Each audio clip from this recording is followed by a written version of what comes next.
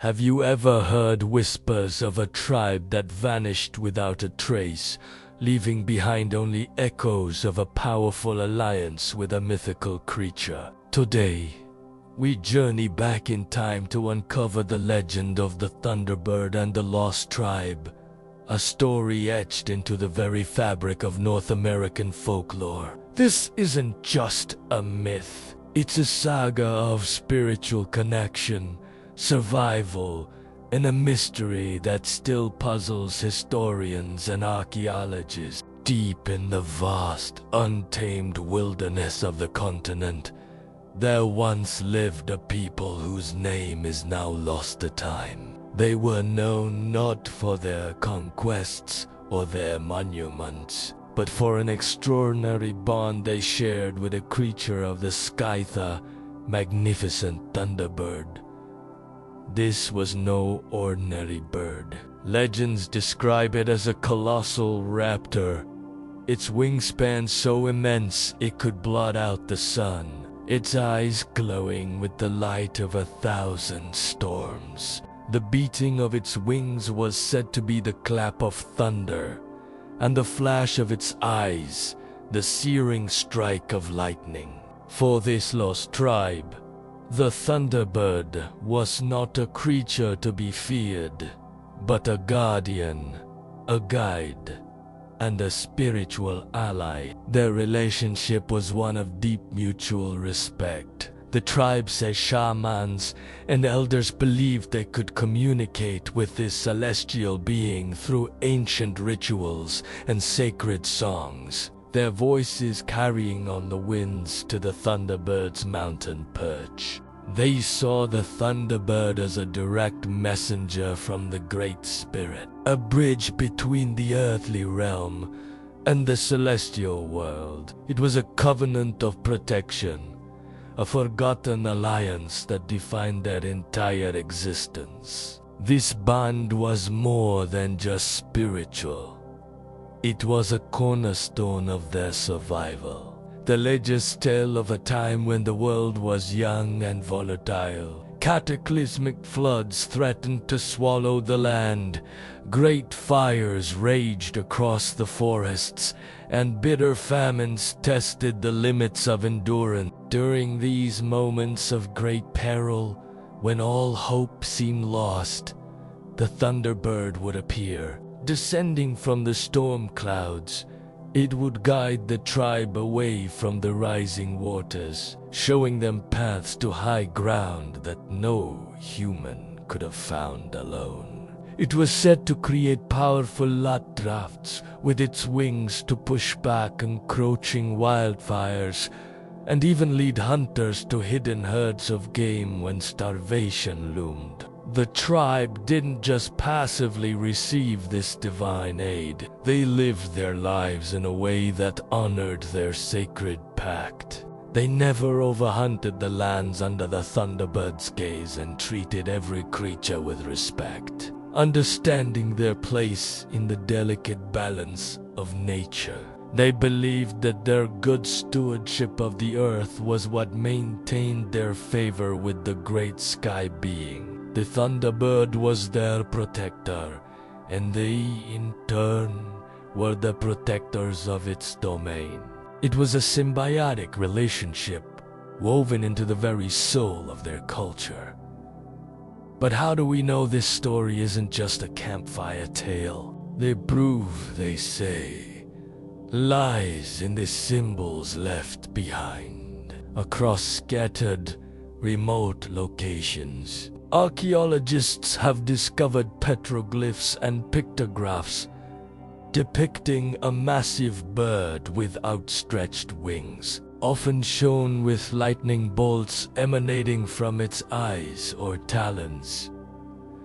These sacred symbols are more than just art. They are historical records carved in stone. The designs often show the bird hovering over figures of people, sometimes leading them, sometimes shielding them from chaotic forces represented by zigzag lines or wave-like patterns. These ancient carvings are the tribe's own account of their alliance, a visual testament to the creature they revered as their savior. One of the most compelling pieces of evidence is the recurring symbol of the bird Asai, surrounded by a sun. Scholars believe this represents the Thunderbird's divine side, its ability to see beyond the physical world into the spiritual and the future. This symbol has been found painted on shards of pottery, carved into ceremonial objects, and etched onto the walls of hidden caves, always in places that seem to hold deep spiritual significance. It's a signature, a stamp of a culture profoundly shaped by its relationship with a celestial guardian. And then there are the ruins, tucked away in nearly inaccessible canyons and perched on high mesas, are the remains of mysterious settlements that defy easy explanation. Some archaeologists have linked these ruins to a lost tribe. The architecture is unique, often oriented to track celestial events, and built with a precision that seems almost impossible for the tools of the era. Could these hill-altitude settlements have been built to be closer to the Sky Guardian? Were these cliffside villages chosen for their defensive advantage, not against human enemies, but against the very forces of nature?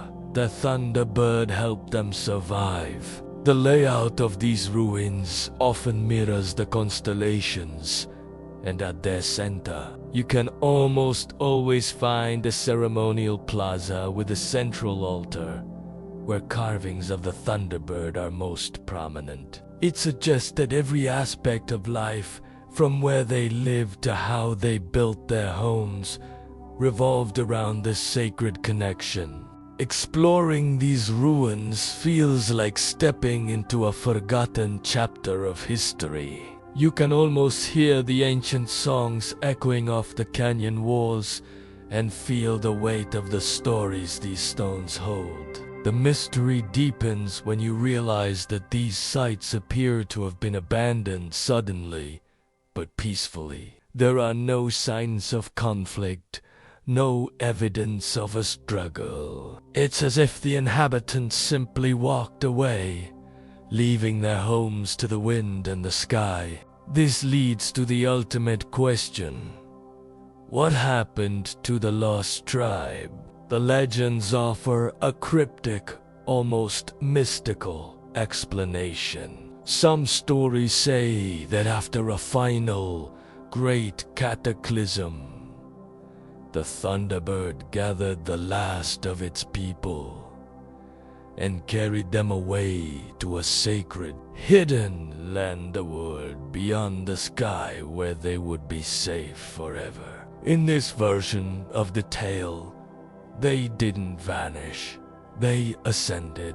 They completed their spiritual journey, joining their guardian in a realm untouched by the hardships of the earthly world. Other, more grounded theories suggest a gradual migration, perhaps guided by the Thunderbird's signs in nature, leading them to merge with other tribes over generations. In this scenario, the tribe didn't disappear, but their distinct culture was absorbed into larger groups, their stories becoming part of a broader tapestry of indigenous lore. Their unique identity faded, but their central Belefta story of the Thunderbird survived, passed down through the oral traditions of many different nations. Regardless of what truly happened, the cultural significance of this legend is immense.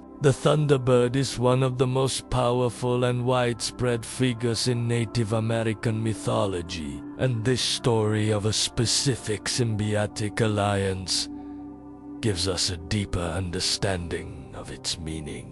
It represents the power of nature the importance of living in harmony with the environment, and the profound spiritual connections that ancient peoples had with the world around them. The legend of the Thunderbird and the Lost Tribe is more than just a myth. It's a powerful narrative about faith, resilience, and the enduring bond between humanity and the natural world. It reminds us that there are forces and connections far older and more powerful than our modern understanding can grasp. It challenges us to look at the world not just with our eyes, but with our spirit, and to listen for the ancient stories that are still whispered on the wind. The tribe may be lost, but their legacy, carried on the wings of the Thunderbird,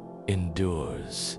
Thank you so much for joining me on this journey into the heart of a forgotten legend. What do you think happened to the Lost Tribe? Let me know your theories in the comments below. If you enjoyed this exploration of ancient mysteries, don't forget to like this video, subscribe to the channel, and hit that notification bell so you don't miss our next adventure. Until next time, keep exploring.